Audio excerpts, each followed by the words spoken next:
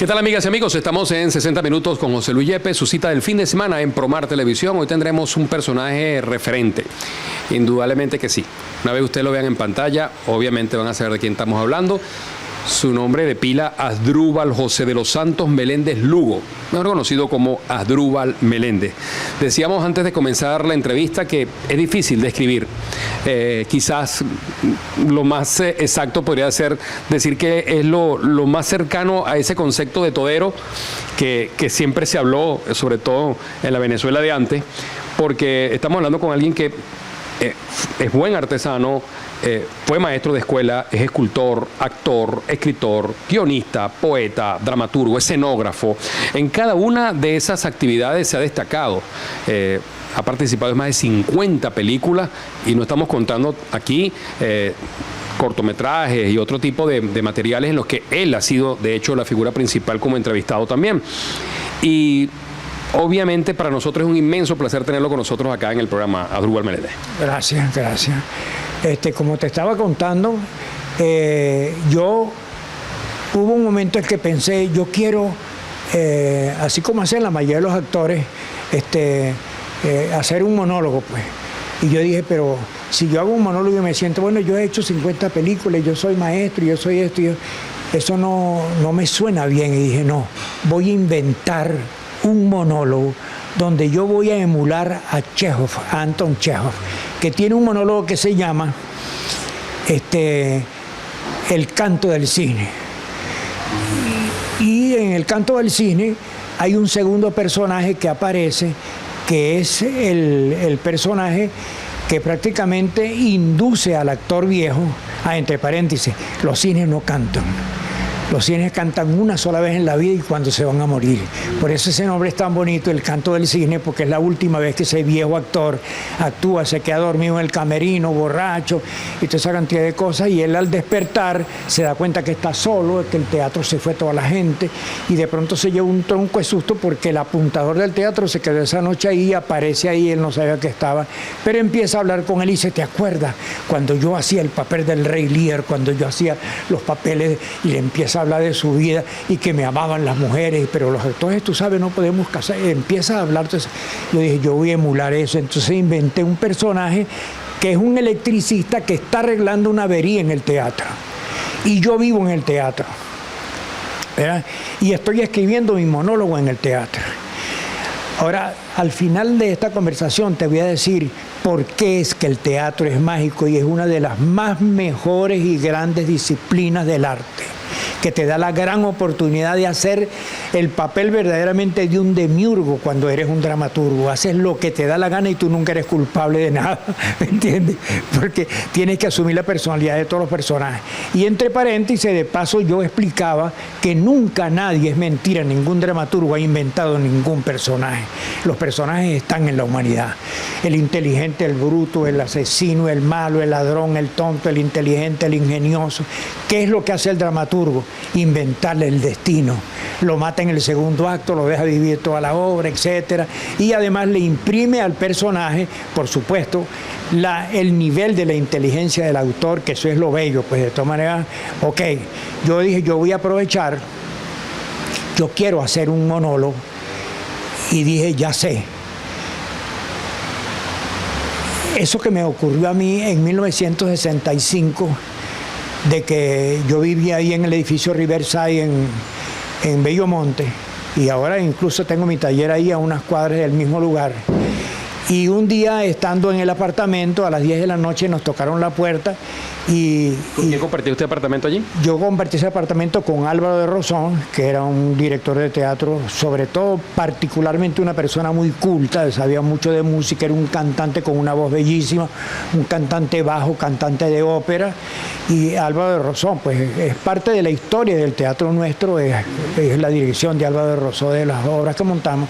Yo vivía con Álvaro, con su esposa que se llama Eva Smith, y vivía con Freddy Galaviz, también un actor, con otro muchacho que le gustaba mucho tocar oboe y se fue para Inglaterra y se nacionalizó allá, etcétera. Vivíamos ahí, tocan la puerta como a las 10 de la noche, 9:30, 10 de la noche, y yo abro la puerta y dice, policía, su cédula y déjenos pasar. ¿Dónde está Álvaro de Rosón? No ha llegado. Pasaron y se sentaron, uno se sentó ahí, abrió su maletín, lo acomodó ahí, sacó unas piezas, las enchufó y en una metralleta y dijo, aquí morimos, lo esperamos. Y yo, bueno, pero ¿qué hizo Álvaro de Rosón? Se apareció Álvaro como a las 4:30 o las 5 de la mañana, se lo llevaron, me entregaron la cédula y se fueron. Y, pero bueno, ¿y qué hizo Álvaro? ¿Por qué viene la policía a buscarlo aquí?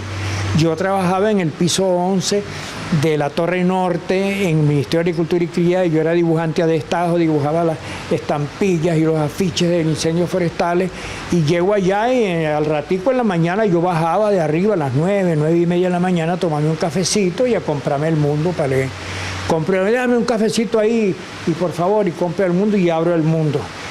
Y leo, retrato hablado del asesino de la señora Paradisi, que guarda un extraordinario parecido con Asdrúbal Meléndez Lugo, quien fue detenido y se fue a la fuga. Carajo, que entonces ni me tomé el café, para arriba. Ahorita hablo con él, mira, que yo no he matado a nadie, ni ando huyendo, y esto es mentira, a mí no me han puesto preso, mira, estoy aquí. Anda corriendo ahorita, sé que quieren hacer de ti un chivo expiatorio, anda corriendo allá al Nacional y a la Esfera y a decir que esa broma es falsa. Yo fui ahí, tengo los recortes, me devolví a mi apartamento y cogí mis libritos que tenía ahí, Stanislavski, Shakespeare, la Biblia. Entre paréntesis, esa Biblia me costó 4 bolívares ahí en la calle 25, cuando yo tenía 9 años la compré y todavía la tengo, la Biblia que leo. ¿Salió buena? Sí, salió buena. Ahí está viejita, pero está como yo, pues viva. Bueno, cogí mis libritos y me fui para el Ateneo y hablé con María Teresa y le dije, María Teresa, yo no quiero vivir más en ese apartamento, déjeme vivir aquí en el Ateneo.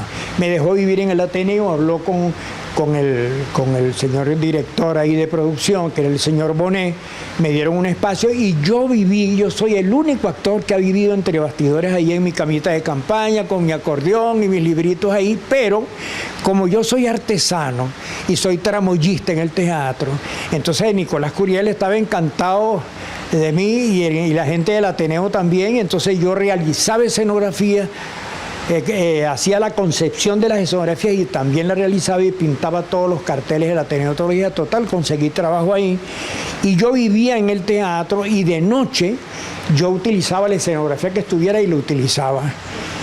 Ahí comienza el monólogo. Yo estoy viviendo en el teatro, hay una escenografía de una obra de O'Neill que tiene una mesita y una mesita de servicio y tiene una neverita pequeña y hay un teléfono ahí en el escenario y hay una mesa redonda y está un mueble que se llama Indiscret, un mueble del siglo XIII francés que es muy bello, tapizado, que lo hice yo para una película que se llama Ana Pasión de Dos Mundos y lo estaba utilizando ahí ese día en ese monólogo. Y entonces estoy ahí y hay un teléfono y estoy escribiendo mi monólogo ahí con una botella de vino, estoy haciendo un cafecito ahí en la maquinita esa Express y de pronto suena el teléfono y yo agarro el teléfono y digo, ¿aló? ¿Quién es? No, tak pevo, jak se máš? Gracie. No, tady, já tady jsem v Caracas, lobby dream vyčibáli. A rozhoja, co chceš? No, tak máš pero tam. No, napíš tam. Ajá. ¿Je to tak? Ah, no. Las verdades de la naturaleza, ajá, son leyes. Ah, no. Napis, las de los hombres son milagros. Ah, no.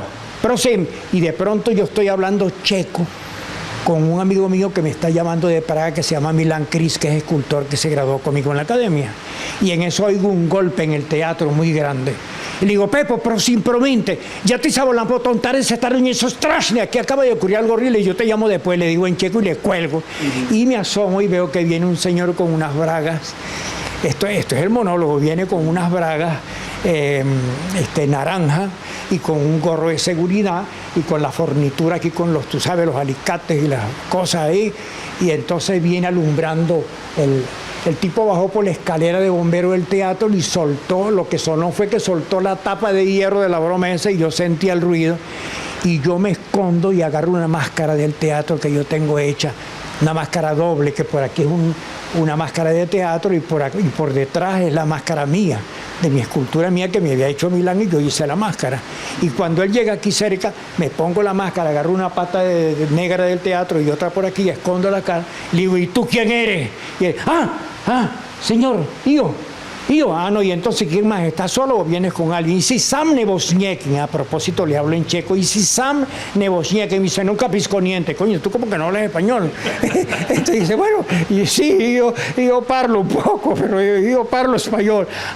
Mi piace molto el italiano, Dante Alighieri, la lingua di Dante Alighieri, il bel canto. Sai una cosa, se tu mi parli piano, io capisco.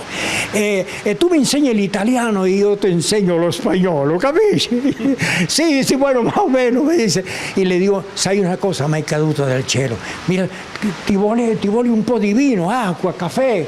Y le digo, ¿tú quieres un poco de vino, un poco de café? No, vino, bebiamo vino. Y le sirvo vino. Mientras le estoy sirviendo vino, le digo, ¿tú conoces a Marcello Mastroianni? ¿Conoces a Vittorio Gassman? Sì, bueno, io ho parlato con lui, io ho parlato nella via Veneto con ellos, e anche io, sai una cosa. Anche lei lo conosce? No, anche io sono attore, capisci? Io sono attore. Yo he trabajado en cine, en televisión, en teatro, yo soy actor. ¿Y cómo te llamas tú? ¿Te parece a mi nieto que se llama? Yo le digo, sai una cosa, sei come il mio nepotino, Bruno. Y dice, ¿y cómo sai que yo me llamo Bruno? Yo lo que le estoy diciendo es que se llama Bruno, mi nieto. Y él dice, ¿cómo sai que me llamo Bruno? ¿Te llamas Bruno? Y digo, Jesús María, le digo, Dios mío, en checo, Jesús María, Jungi, el teatro, la sincronicidad. ¿Sabes de qué te estoy hablando? Te estoy hablando de la sincronicidad en el teatro. Entonces tú te llamas también Bruno Ponticelli. Yo creí que te había inventado y resulta que sí. Te dice, yo soy Ponticelli, aunque yo soy Ponticelli. Y bueno, perfecto, me has caído del cielo, Bruno.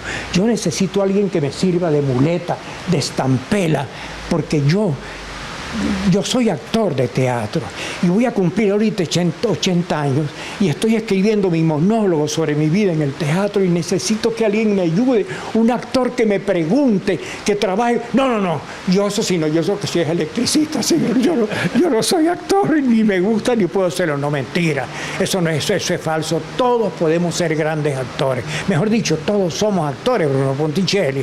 Entonces no, pero yo no, total, yo dándole vino, yo lo que quiero es manipularlo y que me sirva ese personaje para yo poder hacer mi monólogo. Y él siempre se está negando. Le digo, vamos a hacer una cosa. Tú dices que no eres actor. Vamos a hacer una prueba. Tú me lo vas a decir como tú quieras. Pregúntame como si yo fuera tu abuelo. Y yo soy el tuyo, no. Y tú eres el mío nepotino, mi nieto. Pregúntame, no. Dios existe. Dilo como tú quieras. Tú no como yo te lo dije, tú inventas como lo... No, señor, yo no puedo. No, y se pone ahora y me bate el libreto que se lo había dado y de pronto dice, no, señor, digo, no. Ahora viene del público, que supuestamente no hay nadie, pero está lleno, el escenario está lleno de gente y dice, no. Digo, existe. Perfecto, lo dijiste perfecto. Te das cuenta que fácil es no ser uno y ser uno el mismo, el actor. Tú eres un gran actor. Yo lo sabía que eras un gran actor. Por favor, ayúdame. Y cuando me le hinco y le digo, s'il vous plaît, monsieur, ayúdame. Yo soy como tu abuela, ayúdame. Y entonces el tipo dice, no, yo no sé de qué me está hablando y se va y huye. Ahí yo empiezo a actuar, me tiro al suelo, me río, le digo, cobarde, bullardo, tú lo que es que tienes miedo escénico, tú lo que crees es que yo soy un viejo loco. Y el tipo se devuelve angustiado, no, señor, ¿cómo se le ocurre que yo le voy a decir que usted está loco? No, lo que pasa, entiéndame a mí, yo solo no responsable, tengo que ver la avería en el teatro para la función de mañana. Y le digo, olvídate, Bruno, que iba piano lontano, yo sé cuál es la avería en el teatro, esa es la consola, y mañana nosotros, fíjate, ya empieza la enseñanza del monólogo. Nosotros mañana con calma arreglamos la consola del teatro y vamos a iluminar la escena, no a alumbrarla, sino a iluminarla, a controlar, ¿cómo se dice? A administrar la temperatura de la atmósfera, de la iluminación en el teatro. Y empiezo a hablarle ya de la iluminación en el teatro, de la luz. Total que él se va encantando, además de, ahora no espera que yo le sirva vino, ahora él mismo cogió la botella, la carga en la bolsa y se sirve cada rato y va tomando vino, que es lo que yo quiero. Lo que yo quiero es manipularlo para que me ayude a hacer el monólogo.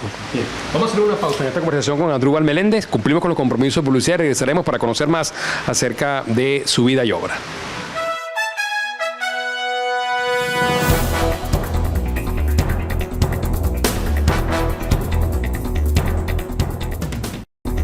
Avanzamos en 60 minutos con José Luis Yepes por Promar Televisión, conversando con Asdrúbal Meléndez. Asdrúbal, estamos conversando desde la primera parte a propósito de tu monólogo, donde nos das pincelada de lo que ha sido tu trayectoria en el mundo de las artes. Una persona que nació un 1 de noviembre de 1935, es decir, acaba de cumplir 84 años, está en este mismo mes casualmente cumpliendo 84 años, natural de Ojo de Agua, que es, como dices tú, a 6 leguas de Churuguara, municipio de Democracia del estado Falcón, correcto, acá en Venezuela. Asdrúbal, avanzamos entonces con lo que es tu historia de vida. Sí, bueno, hablándote del monólogo hay un punto, ¿qué es lo que pasa en el monólogo? ¿Qué es lo que yo quiero con el monólogo? Resulta que mi problema o mi situación es que yo soy maestro de escuela. Yo inventé un método para enseñar a leer y escribir a los niños. Y yo soy maestro, me di cuenta que yo era maestro por devoción, no porque estudié los 4 años en la Normal Experimental Gervasio Rubio y me gradué de maestro, sino porque yo, fíjate, yo soy tallista, que aprendí talla en la Escuela Artesanal Lara aquí en Barquisimeto y en la Escuela Artesanal Mérida en San Cristóbal. Aprendí talla y yo era feliz, yo era un tipo muy chiquitico así de 1,50 y tenía que llevarme un cajoncito para montarme ahí en el banco de talla, y yo pensé que yo iba a ser un tallista feliz toda la vida. Me levantaba a las 5 de la mañana, hacía gimnasia y me iba para mi taller. Resulta que cuando llego a la Normal Experimental Gervasio Rubio, que fue un trato a cambio, me daban la beca si yo iba a armarle los talleres de manualidades a la Normal Experimental Gervasio Rubio, que era mi padrino, que era padrino mío, el profesor Gamboa, me consiguió esa beca y yo llegué allá.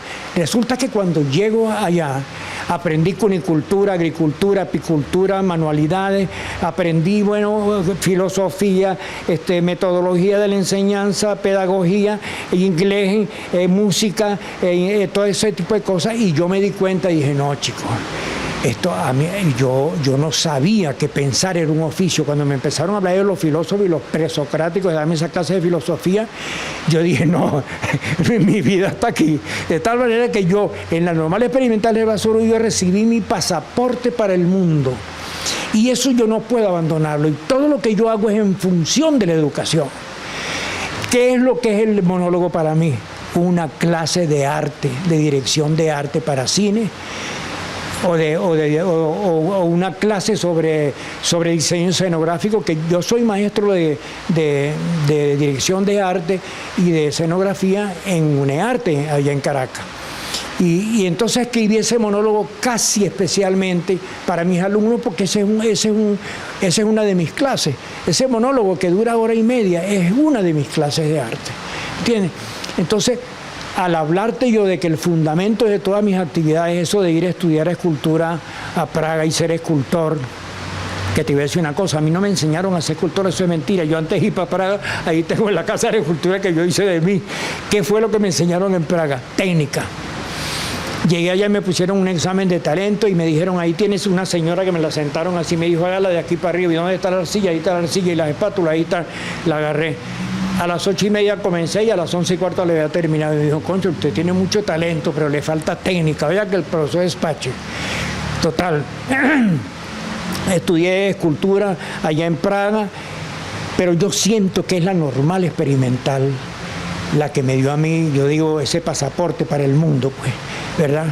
Con esas poquitas de clases de inglés que me dieron, me defendí en Londres cuando fui en Londres y estuve lavando platos allá en el Bistrovino. Todas esas experiencias me han hecho conocer y reconocer como maestro qué es lo que es la educación, cuál es la diferencia de un inglés con un venezolano, de un francés con un latinoamericano. Entonces, bueno, después de eso, imagínate, el cine me ha permitido ir al teatro, viajar, y fui hasta el Polo Norte, he ido a Santo Domingo, he ido a Cuba, llevé escenografías a París, llevé escenografías, monté en el Teatro Maravilla una escenografía con Rafael Alberti, nos hicimos amigos allá en el Teatro Maravilla. Es decir, pero siempre, siempre es el maestro. Y ese maestro que incluso hasta tiene una obra plasmada en que hizo un liceo, ¿no? Sí. Me gusta también esa anécdota también. Bueno, yo además de que fundé ese liceo junto con esta... ¿Cómo fue ese proceso y dónde? Estamos trabajando en Bachaquero. Yo, además de dar clases en el día de manualidades, yo daba clases en la nocturna, tenía 4º grado y además yo daba clases como maestro. Yo como maestro, una de las cosas maravillosas que yo me pasó en la vida es ser maestro de escuela graduado en la normal experimental de Brasil. Me sabía todos los signos de todos los países de Latinoamérica y yo daba esas clases de los chimiquimitos, el pájaro guarandol, todas esas cosas, yo daba clases de eso. Y me llamó Noel Hipocaterra para que en una asociación que se llamaba ABC, Asociación de Bienestar y Cultura que ella tenía, para que yo le diera clases de esas. Total, entré en contacto con el cura, que me mandaba a hacer la Via Crucis, no sé qué cosa, de los 2 años que estuve ahí, yo le pintaba la primera, segunda, 4ª caída de Cristo, no sé, todo eso se lo pintábamos nosotros, y llegué a ser un personaje, le hacía en Bachaquero, en los clubes, bueno, hasta llegué, bueno, ¿qué te digo yo? Sería larguísimo hablarte de lo que yo hice en esos clubes, en el Club Bachaquero, en el Club Miraflores, en el Club Progreso, y le trabajaba a todo el mundo y terminamos por fundar ese liceo y yo era profesor de biología ahí, que las clases que más me encantaban a mí en la normal, cuando estaba en la normal, eran las clases de biología y las clases de psicología y filosofía. ¿Qué nombre le colocó a ese liceo y por qué? Juan Vicente González. Digo yo quiero que le pongamos el nombre muy inocentemente. A mí me parece un personaje tan extraordinario, ese gordo loco que escribió de memoria preso la historia de Venezuela, que se llama Juan Vicente González. Yo quiero que le pongamos Juan Vicente González. No, Juan Vicente González, no, vamos a buscar otro, dijo el padre de Alores y Noel Hipocaterra. Y yo me fui a esa hora y me fui para mi taller, en el que ya estaba a 1 cuadra, y en la escuela Rafael Urdaneta. Me metí en mi taller y a las 2 de la mañana terminé una madera que agarré así y tallé de perfil a Juan Vicente González y me aparecía el otro día como el Juan Vicente González aquí, y aquí traigo Juan Vicente González. Y entonces no les quedó más remedio que aceptar que el museo se llama Juan Vicente, el liceo se llama Juan Vicente González. Y yo daba clases de biología y aguanté 2 años en Bachaquero y en el año 1958 me vine a Caracas. Llego a Caracas y mi hermana Carmen Ada Meléndez, que está estudiando diplomacia, y mi hermana Rosita, que está estudiando literatura, me lleva a la Universidad Central para que yo conozca a Gustavo Machado, a Teodoro Pekov, a Rengifo, para que conozca a Nicolás Curiel, el teatro universitario. Y ese día no estaba Nicolás allá, pero estaba una señora que se llama Clara Brevis, que Clara Brevis es una chilena que daba clases de movimiento corporal, maquillaje, y era directora de teatro y estaba trabajando con nosotros en el teatro universitario. Y llegamos ahí, estaban ensayando Largo Viaje de Regreso de O'Neill, una obra. Y entonces vino un actor que no vino. Jovencito, usted no podría leer ahí, nos puede hacer el favor, que no vino el actor. Sí, como no. Y me dan el libreto y lo leí, pues, el personaje. Y caramba, muchas gracias, muchísimas gracias, lo leyó muy bien y tal. Bueno, hasta luego, pues. Y fuimos a buscar a Teodoro Pekov, no lo conseguimos. Fuimos a buscar a Gustavo Machado, tampoco pudimos. Y tampoco pudimos hablar con Nicolás Curiel. No, venimos mañana. Volvimos el otro día, al volver, la profesora otra vez, mire, jovencito, hoy tampoco viene el actor, ¿puede leerlo? Sí, cómo no. Le llegó a Nicolás Curiel la voz, mira, por ahí hay un campuruso que vino de Barquisimeto, un tipo del interior, pero que parece que tiene muy buena voz. Y como Nicolás se la pasaba cazando actores, entonces me llamó a Asdrúbal Meléndez. Y el primer papel que me dieron es, me pusieron aquí un poco de sangre y un trapo amarrado por aquí, y crucé por toda el aula magna para hablar con Álvaro de Rosó, que estaba en una silla de ruedas allá arriba, en una cosa que se llamaba Pozo Negro, que era una obra que estaba montada en el teatro universitario. Yo no sé ni lo que hice, yo atravesé el herido ese, que me hice un papel de un herido, atravesé y le dije unas cosas a Álvaro allá y no sabía por dónde salir. Y entonces yo le preguntaba a los muchachos, ¿por dónde salgo? Y los tipos mamaban mega, yo me decían, por aquí, unos y por aquí, y no, y salí por donde me dio la gana y me metí allá por adentro y terminé. Resulta que según Nicolás, y que salí muy bien. Y entonces estaban montando de la Vichy Michel el capelo de paglia de Italia, el sombrero de paja de Italia, y me dio un papel ahí que se llamaba Tardivó, por primera vez en la vida. Lo que no sabía Nicolás es que a mí me encantaba declamar. Yo en la escuela me habían aplaudido a veces hasta 14 veces otra maestra y otra, y yo recitaba poemas, me sabía todo el repertorio poético de Luis Edgardo Ramírez, me lo sabía todo completico, y en los clubes yo recitaba y declamaba y todas esas cantidad de cosas, y para mí era muy fácil y me encantó que Nicolás me diera ese papel. Tardío era un tipo que lo que hacía, qué calor, y andaba con un lápiz aquí en la oreja y eso. Por cierto que el día del estreno, cuando fui a salir me caí en las escaleras. Y yo, bueno, yo hice puro teatro, hice como que me había caído y me levanté y me fui. Y entonces, Nicolás, coño, te caíste. Que y dije, no, eso no es ningún problema. Entonces ahora toda la noche me caía para que dije, por si acaso el que vino a ver la obra hoy, viene mañana, vea que eso está metido en la obra, ¿me entiendes? Bueno, total, ahí empecé. Ahí conocí a Vallejo, a Shakespeare. Yo dije, concha, mi profesor Jiménez Marrón, que me enseñó literatura y me habló de Lope de Vega, me habló del Arcipreste de Ita, ¿por qué no me habló de Shakespeare, chico? ¿Qué pasó? Bueno, es que lo que veíamos era literatura española, y por eso no me vea. De cualquier manera, ahí empezamos a hablar de Paul Éluard, de la poesía, como es el teatro, porque el teatro eso es lo que te da. El teatro lo que te da es que tú te ubicas culturalmente en el tiempo, en el espacio, sociológicamente te ubicas en los lugares, y bueno, y además el mejor poeta del mundo después de Homero es Shakespeare, pues entonces me lo dio Nicolás ahí y me probé. El próximo personaje que hice, siendo un novato en teatro, me ha dado Mercucio. Todavía me acuerdo ahorita, silencio Mercucio, que estás hablando de nada, hablo de sueños, que son los vástagos de una mente ociosa engendrados únicamente por la vana fantasía, tan insustancial como el aire y más mudable que el viento que ahora acaricia el seno helado del norte, que después de irritado brama desde allí, volviendo su cara al sur, destilador de rocío, bonjour, veo. Por cierto que te despediste anoche de nosotros también a la francesa. Y todavía, fíjate, me acuerdo. Me dio ese personaje, por eso en el monólogo yo le digo como Bruno Ponticelli, y tú me conoces a mí, dice, no señor, perdóneme que yo tengo 15 días que regresé y tal, le digo, molto piacere, hoy me quiero llamar Mercucio. ¿Sabes qué cosa es Mercucio? No lo soy. Es el mejor papel que más amo y el que más yo he vivido mejor. Y yo soy Mercucio, ¿capis? Eso es para decirle, mira, los actores son mortales. Los personajes son inmortales. Shakespeare hace 400 años que murió y sin embargo tú estás hablando con Mercucio. Estás hablando ahorita con Mercucio porque Mercucio es inmortal. Aunque Shakespeare y yo, el actor, seamos.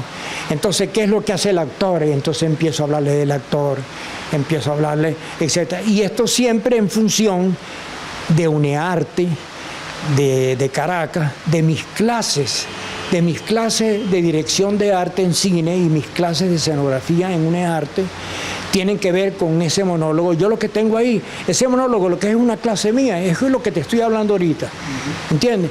Me dice Nicolás Curiel, caramba, qué maravilla ese guión que escribiste, eso sí está maravilloso, chicos, yo nunca he leído una cosa como esa, pero Adúbal, ¿no te parece que está un poquito largo? Y yo le digo, un poquito, unos 15 minutos, pero mire Nicolás, yo empecé en UNEARTE una clase a las 8:15 de la mañana.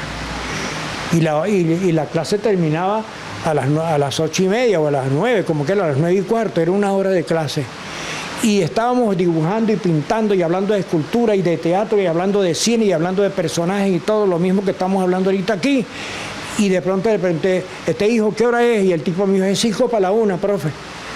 Había empezado la clase a las 8:15, le dije, y a la 1 estábamos hablando y no se me fue nadie. ¿Usted cree que si yo hago ese guión rápido y le doy, ¿me entiendes?, el ritmo que tiene que tener y lo actúo, la gente no se me va a ir? Le dije. Además, yo lo primero que quiero hacer cuando monte ese monólogo es preguntarle al público, ¿alguien aquí está aquí o por obligación o por deber?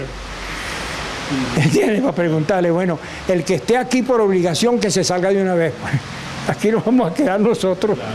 ¿Entiendes? Sí. Vamos a hacer una pausa en esta conversación que tenemos con Adúbal Meléndez en 60 minutos con José Luis Yepes. Breves minutos y regresaremos.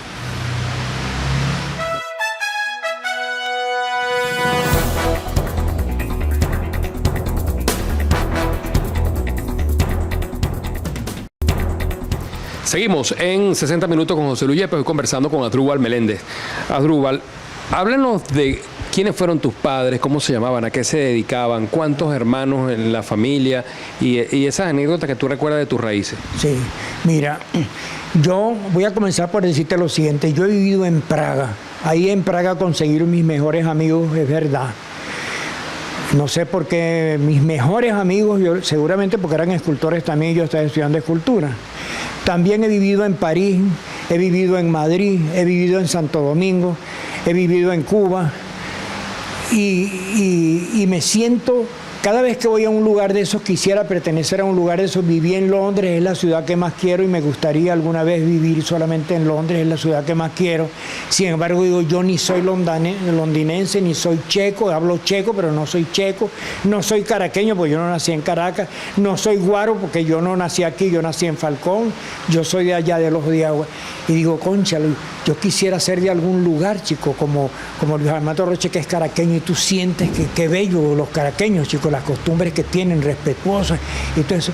Y yo digo, y yo sigo siendo eternamente del Ojo de Agua, chico. En el Ojo de Agua yo vi el mundo ahí. Yo recuerdo una de las imágenes fue que un día vi una crucecita arriba que ni sonaba, y esa crucecita era un avión, y ni sonaba de alto que iba. Y yo recuerdo, le hablaba a mi mamá del Ojo de Agua y me dice, muchacho, ¿cómo te vas a acordar si tú lo que tenías 2 años? Sí, mamá, yo me acuerdo del Ojo de Agua. Y le empezaba a contar las cosas del Ojo de Agua. De tal manera que yo estoy hecho de esos 2 lugares, del Ojo de Agua y las normales experimentales del Paseo Orgullo. ¿Por qué del Ojo de Agua? Un hombre tan bueno y tan sano como mi papá, tan silencioso, porque mi papá era un hombre muy parco en su actitud. Gustavo Meléndez. Gustavo Meléndez. Y cuando yo le decía, papá, Jesús y yo queremos ir al cine o quisiéramos salir, pregúntele a su mamá. Su mamá es la que sabe, ¿me entiendes? Y mi mamá era verdaderamente la que se encargaba de... Y a veces le preguntaba a mi mamá y decía, pregúntale a su papá, ¿me entiendes? Patricia Ramona Lugo de Meléndez. Mi mamá Patricia, que todo el mundo... Aquí en Barquisimeto todo el mundo la conocía como la abuela, porque la querían mucho. Y bueno, Patricia en el Ojo de Agua, es más... Mi mamá hizo una capilla en el Ojo de Agua porque mi mamá, una de las características fundamentales de mi mamá era que era una persona sumamente religiosa. Bueno, aquí la Divina Pastora se paraba, cuando pasaba por aquí, se paraba frente a la casa para saludar a mi mamá, al revés, la Divina Pastora saludaba a mi mamá, ¿entiendes? Aníbal, tú describiste a tu padre Gustavo como un pan y a tu mamá Patricia como la persona más inteligente que has conocido. Sí, mi papá... La bondad de mi papá, un día yo lo vi que le dijo, negra, ven para que veas aquí una cosa. Y sacó a mi mamá para la calle. Y mi papá era como muy llorón. Y yo heredé eso, que se emocionaba y lloraba. Y tú sabes para qué sacó a mi mamá para afuera. Para decirle, mira qué bonito el carro que se compró el vecino. Mi papá estaba alegre de lo bueno que le pasaba a la gente, ¿me entiendes? Y mi papá, yo no lo vi nunca alterado ni nada de eso. Era como un hombre muy parco y muy comedido. Incluso lo que le gustaba era estar en el campo. Fue mi mamá quien lo sacó de ahí. Bueno, Gustavo, si tú no te vas, yo me voy. Porque yo quiero llevar a mis hijos a un lugar donde puedan estudiar. Y entonces, bueno, a mi papá le dio miedo y bueno, te ayudo, pues, y nos vinimos. Mi mamá, porque imagínate tú, yo mis problemas, así como estoy conversando contigo, no mis problemas, mis situaciones de toda índole, de arte, como maestro, como actor, como lo que estaba haciendo. A mí me encantaba vivir y salir y que me hicieran las cosas y las críticas, porque mi mamá cogía la prensa y la recortaba y hacía como álbumes con eso. Y a mí me gustaba que mi mamá se encantara conmigo y todo. Mi mamá era un cómplice. Yo le hablaba de las mujeres o de las personas que yo amaba, de los amigos que yo tenía. Y mi mamá, una persona con una intuición increíble, signo Piscis, era con una gran intuición. A veces me decía, le digo, mamá, ¿qué le pareció ese amigo mío que traje para acá? Me dijo, ese no es amigo tuyo. Y había uno que le decía, mamá, y ese que vino un día atrás, Iván González para acá. Iván González, ese sí es amigo tuyo. Es decir, mi mamá era una persona con una capacidad de intuición y una percepción. Bueno, ahorita te voy a contar una cosa que me dijo a los 100 años, cuando tenía 100 años. Tenía 100 años, mamá, y me hacía el desayuno. Imagínate, entonces mi mamá era como una fortaleza ejemplar para mí. Y la manera de mi mamá hablar y yo con ella, de tal manera que yo le di una Biblia a mi mamá y le traje a Lao Tse Y mi mamá tenía debajo de la almohada Lao Tse, el Tao Te Ching de Lao Tse, el libro del recto camino. Se lo leía a Lao Tse y le gustaba leer a Lao Tse. Y se leía la Biblia, y porque mi mamá era una persona sumamente religiosa. Y yo veía que mi mamá me entendía. Yo hablaba de filosofía, de lo que yo había aprendido en la normal. Y teníamos grandes conversaciones verdaderamente, y yo comprobé, yo sé que mi mamá era una persona sumamente inteligente.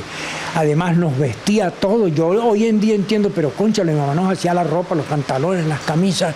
Y tú sabes lo que es eso, tener 9 hijos y tú buscarle las alpargatas y los zapatos y las medias y la ropa interior y hacer los pantalones, las camisas, llevarlos para la escuela. Creían que éramos riquísimos porque mi mamá vestía bellísima a las morochas, a mis 2 hermanas que eran gemelas y todo. Mi mamá es una persona, yo no he conocido a nadie de esta cantidad de gente que yo conozco, una mujer como mi mamá. Y eso que tú has recorrido el mundo. Oye, y a medida que pasa el tiempo, digo, pero ¿cómo es posible que mi mamá haya hecho eso, chicos? Salió del ojo de agua una persona que casi no sabía hablar. Entre las cosas que me contaba mi mamá, me dice, mi papá, que se llamaba Pedro Lugo, y lo llamamos Papá Lugo, él buscó una maestra que les enseñara a leer y escribir a mi mamá y a las hermanas y a mi tía Macha, que se llamaba Damas, y le decíamos tía Macha, a mi tía Petra, a mi mamá, para que las enseñara a leer y escribir. Y entonces mi mamá le dijo a mamá Suncia, que era mi abuela, mamá, usted sabe que no se dice yo lo vide. Eso no es correcto. La maestra me dijo que se dice yo lo vi. ¿Verdad, hija? Yo lo vi. Pero usted no cree que a eso le falta algo, no está muy cortico eso que yo lo vi. Y no, eso fue lo que me dijo la maestra. Resulta que después me entero que lo correcto es yo lo vi. En español antiguo se decía yo lo vi, ¿me entiendes? Y es así como se decía en español. ¿Tuviste la oportunidad de que tu madre te expresara lo que sintió cuando comenzó a ver esa carrera artística tuya y ese renombre que venías alcanzando? Bueno, si había una persona que entendía el curso de las cosas que yo estaba haciendo y que lo festejaba y se alegraba, era mi mamá, y por eso es que yo lo hacía, ¿ves? Para que mi mamá se contentara, ¿entiendes? ¿Por qué? Yo pienso que yo hice lo que mi mamá hubiera hecho si hubiera nacido en una familia culta en Caracas. Yo a veces decía, mira, si mi mamá hubiera estudiado sería mejor que ¿cómo se llama? Que José Ignacio Cabrúa. Porque mi mamá además te echaba todos los cuentos y los inventaba. ¿Entiendes? Mi mamá tenía esa capacidad. Y además, mi mamá a los 17 años se aprendió las cartas de Fanny Duvillar que le había hecho Simón Bolívar, se las aprendió de memoria, y a los 100 años te la recitaba igual, con una memoria espantosa tenía mi mamá. ¿Pero allí viene el pedigrí entonces? Sí, de ahí venimos nosotros. Si Carmen, mi hermana, leía un libro y pasaba la página, cerraba el libro y te repetía la página. Jesús tenía una gran memoria, Rafael José tiene una gran memoria, todos mis hermanos, Leida tiene una gran memoria. ¿Mira? Y yo digo, esa es herencia de mi mamá. Y después, para completar, imagínate, la memoria que tenía, por ejemplo, Víctor Fernández, el esposo de Carmen, mi hermana Carmen, una de las morochas, era con una memoria espantosa. Él era astrólogo y todo eso, y tenía una gran memoria. Y el hijo Manuel Fernández le nació igual, con una memoria espantosa, y Carmen con esa gran memoria.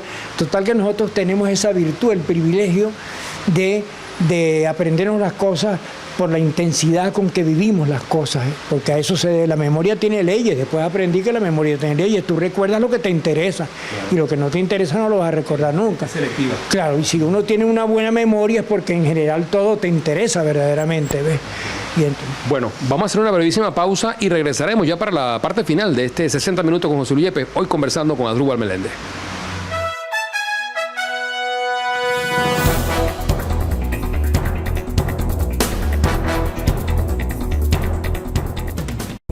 Llegamos a la parte final de esta conversación con Asdrúbal Meléndez.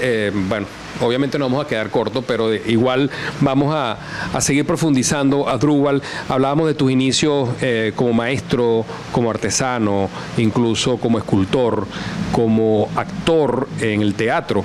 Pero ¿cómo fueron los inicios en el cine? Porque hay que ver que si no eres tú, por lo menos estás cerca de ser el actor venezolano que en más producciones ha participado. Son más de 50 películas. ¿Cómo fueron los inicios? Mira, en 1974, cuando se llamó aquí en Venezuela el boom del cine, que comenzamos a hacer películas, bastantes películas, ¿verdad? Había que buscar actores. ¿Dónde los iban a buscar? En el teatro. Es más, aquí todavía, y que se me oiga bien, todavía en Venezuela no hay actores de cine. Tú sientes que son actores de teatro prestados al cine. Porque en el cine no se actúa, en el cine se asumen los personajes. Actúas en el teatro porque tienes muchas hileras de butacas y tienes que llegar tu voz allá a la última butaca, entonces tienes que actuar. En cine no se actúa, se asume el personaje. Y por eso la actuación en cine se ve muy espontánea y parece que fuera coloquial, que no es de actuación, que no es buenas tardes, ¿cómo están ustedes? No, es normal, buenas tardes, ¿cómo están ustedes? Si el cine tiene esa cosa. Yo soy muy amigo de Alfredo Anzola, y el papá de Alfredo Anzola es un señor recordado en el Estado Lara porque es uno de los tipos que hizo cine aquí, lo mismo que en Maracaibo el otro, etcétera, etcétera, cuando se inventó el cine, pues cuando el cine comenzó en el mundo, aquí en Maracaibo y aquí en Barquisimeto había unos tipos, eso es el papá de Alfredo. Alfredo quiso hacer un documental sobre las cooperativas en el Estado Lara. Y me llamó a mí, lo primero que yo hice en cine fue un personaje que tengo los pantalones que usaba y la camisa, todavía lo conseguí ahorita estos días, que se llama El Hombre Invisible. Yo aparecí en una ventana del Hospital Antonio Mario Pineda, sentado en la ventana, ¿verdad? Y desaparecía. Y era un personaje, ahorita no recuerdo cómo era, cómo se las arregló Alfredo, pero empecé ahí. Claro, como yo vengo del teatro, ¿a quién van a llamar para las películas? ¿Verdad? Entonces la primera cosa que hago es con el poeta, con el poeta que hicimos El Iluminado, ¿cómo se llama? Oye, el poeta, bueno, no importa, ahorita me voy a acordar. Esa fue la primera cosa que hicimos, la película, el primer largo, y yo era protagonista. Ya yo había hecho muchas cosas en teatro y también había hecho un documental que se llama La ciudad que nos mira, donde hago el papel de un malandro de barrio y toda esa cuestión muy interesante, que por cierto, cuando hago la película El cine soy yo, que es la primera vez que hago un protagonismo, cuando Luis Armando Roche se da cuenta de que yo soy un tipo que anda en el teatro haciendo escenografía, haciendo de actor, de tramoyista, de pintor, hago los afiches, pinto los carteles, hago de todo, y ando con una braga roja, con un cierre aquí y aquí el cinturón ancho con esta, él me vio como un torero, cosa que yo no soy un torero, yo soy un profesional de cada cosa, porque el torero es alguien que sabe hacer una cosita de cada cosa, un poco de todo y resuelve. Pero yo y Jesús María, mi hermano, no somos toreros a pesar de que hacemos de todo. Somos profesionales de esa cosa porque lo hacemos de verdad, pues. Bueno, entonces Luis Armando vio en mí, ese es el personaje del cine, soy yo la película. Luis Armando lo que hizo fue coger la vida de Asdrúbal Meléndez y ponerlo ahí. Yo pinto la ballena, le pongo los ojos a la ballena, agarro un camión, le pongo una cola, la pinto de colores y pongo la ballena audiovisual y ando pasando películas por toda Venezuela y me llamo Jacinto y salgo ahí haciendo la tonería, haciendo pintura, pintando la ballena, ahí de colores y toda esa cantidad de cosas. E inspiré a Luis Armando Roche y empezamos a hacer esa película. Quedó muy linda. Es una película que tiene características de un gran documental, porque eso es lo que es Luis Armando Roche, un gran documentalista, junto con Joaquín Cortés, que también era un gran documentalista. Yo hice con Joaquín también una película que se llama El Domador, donde hago un papel ahí hago el papel principal, pues el domador, yo soy el protagonista también. Bueno, me llama después de yo haber hecho esas cosas, como ya yo tengo ya me conocen en el teatro, vengo del teatro universitario, hemos montado Romeo y Julieta, hemos montado Don Juan Tenorio, hemos montado La Mandrágora, hemos montado Los Enamorados, tantas obras. Me escogen a mí ahorita en el cine Asdrúbal, y entonces empecé con el cine soy yo, pues. Después me llama Luis Correa y hacemos Seguridad Nacional. Después me llama Luis otra vez y entonces hacemos La Matanza de Santa Bárbara. Y así empiezo y de pronto estoy metido en el cine y me doy cuenta de que yo entendí que la actuación en el cine es como estamos hablando ahorita aquí, coloquialmente hablando, normal. No estamos actuando. En el teatro no. ¿Entiendes? Entonces yo hoy en día puedo decir, yo me siento más cómodo en el cine, porque en el cine soy yo. En el cine, claro, soy el personaje, pero en el cine tengo la capacidad de hablar con el mismo tono mío. No tengo que levantar la voz y entonar porque es teatro, no. Y además eso de la balita en el cine, a la balita puesta aquí que ni se ve, que está la respiración, te oye, sí. Tecnológicamente el cine ayuda más bien al actor. Claro, tienes que aprender ciertas cosas que el cine no te los permite. Es decir, yo por ejemplo cuando hicimos El cine soy yo aparezco sentado en el teatro y entonces detrás de mí está ya al final que se ve la palabra exit de la entrada al teatro. Cuando hacen el contraplano mío, que estoy viendo para allá que voy a salir, me pusieron una petanina más alta. Y yo decía, cónchale, pero esa no es la toma. Pero en cine es así. Camino por una calle y el camarógrafo me dice, Asdrúbal, camina pegado a la pared. Le digo, ¿y eso no se ve que es mentira? Y me dijo, no, tengo un lente 50 y estoy a tanta distancia, haz lo que te estoy diciendo.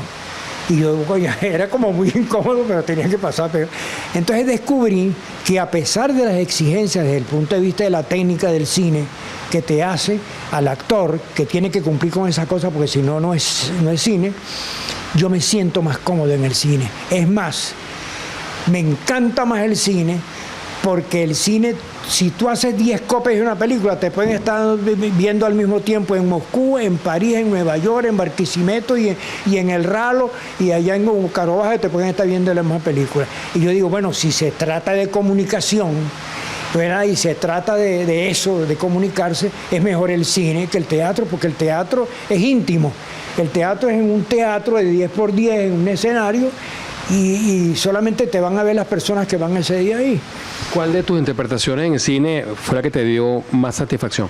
El cine soy yo y el personaje que hago de Don Simón Rodríguez en Manuela de Diego Risque. Me gusta ver esa película cuando yo hablo con Manuela Sáenz y me río y me sonrío con ella y le digo, dos soledades juntas no pueden interpretarse, ayudarse.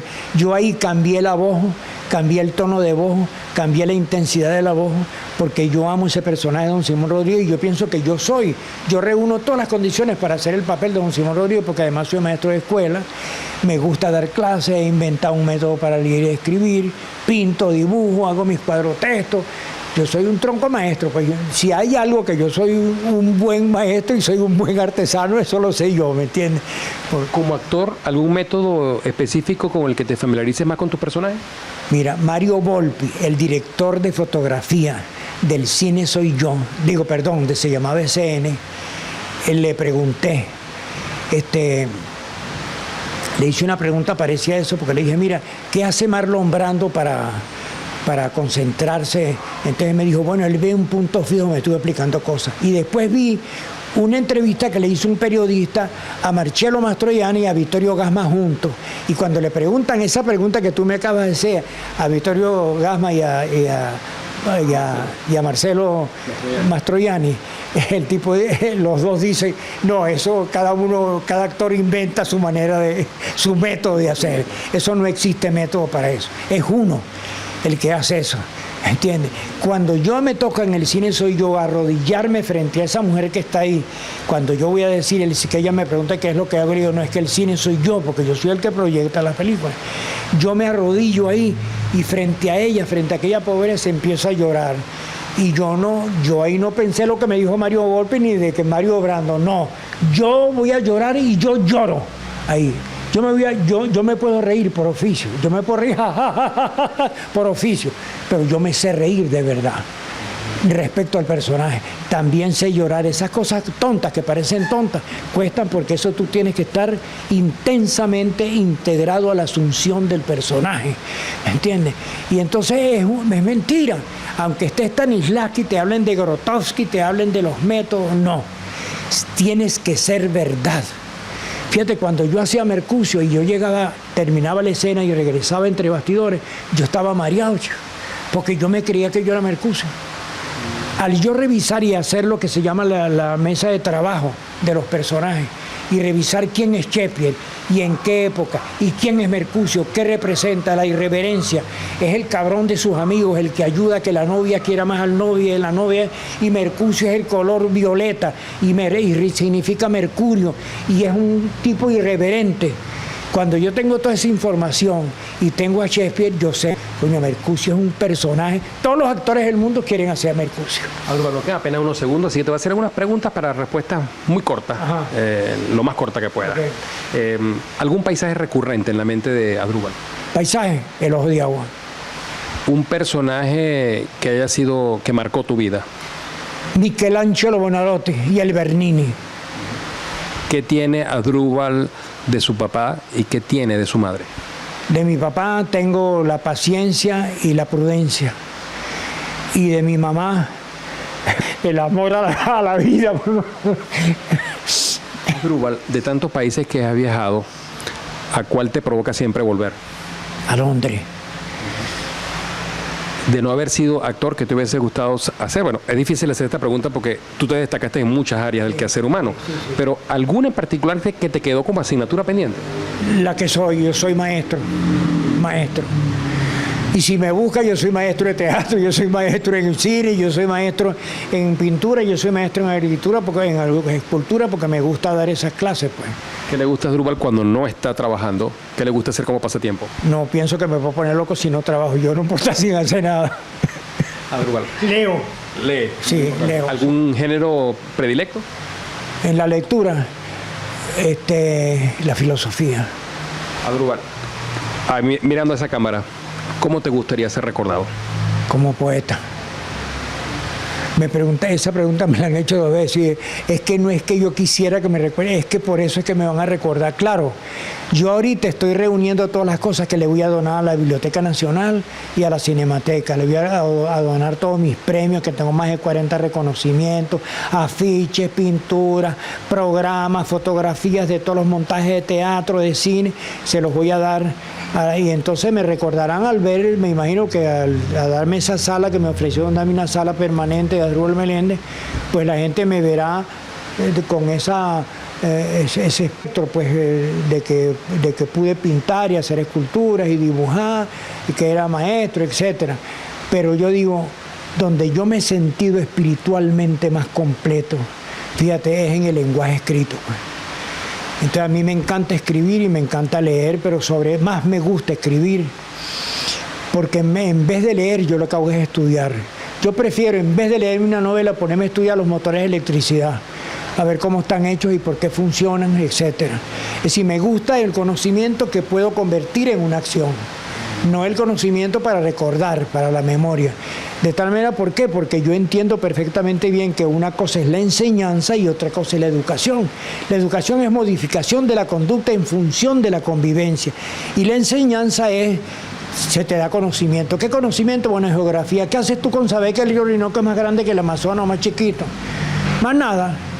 ¿Me entiendes? Ahora, si tú sabes que el ánodo y el cátodo, que el negativo y positivo de esa lámpara de la electricidad, si tú sabes eso sí es conocimiento. Si yo conozco las técnicas de la pintura, eso es conocimiento. Si yo conozco las técnicas de cómo hacer una escultura en mármol, una escultura en bronce, si yo conozco la fundición, eso es conocimiento. ¿Me entiendes? Si yo invento un método para enseñar a leer y escribir más rápido a los niños, eso es porque yo tengo conocimiento de eso. Si yo pinto, es porque yo tengo conocimiento del dibujo, de la perspectiva, de las profundidades, de la perspectiva del color, etcétera, etcétera, etcétera. Entonces me encanta el conocimiento, más que la información. ¿Verdad? Porque la información te sirve para 2 cosas, te sirve para deformar y te sirve para formar. Pero no siempre, por ejemplo, en la televisión nuestra y en la televisión de todo el mundo, a veces la información deforma en vez de formar. Porque indudablemente lo más importante de una televisora para que la mantenga es el rating y es el dinero, porque esa broma habla mucho de dinero, pues, ¿verdad? Bueno, agradecido por habernos abierto hoy las puertas acá en tu casa y además también de tu vida para compartirla con un público que siempre está ávido de conocer más acerca de esas figuras que resaltan el quehacer humano. Bueno, gracias, muchísimas gracias porque me has oído. A mí me encanta mucho hablar, ¿me entiendes? Entre las cosas que me gusta hacer, me gusta mucho hablar y hablar de las cosas ejemplares, pues, y siempre pretendiendo, deseando que me oiga alguien y que le sea favorable o que le sea benéfico, en cierto modo, lo que le estoy diciendo, pues. Muchas gracias. Y bueno, agradecido a nuestro buen amigo Igor Salazar en la asistencia de producción, en la cámara de Manuel Herrera. Les habló José Luis Yepes. Será hasta un próximo 60 minutos.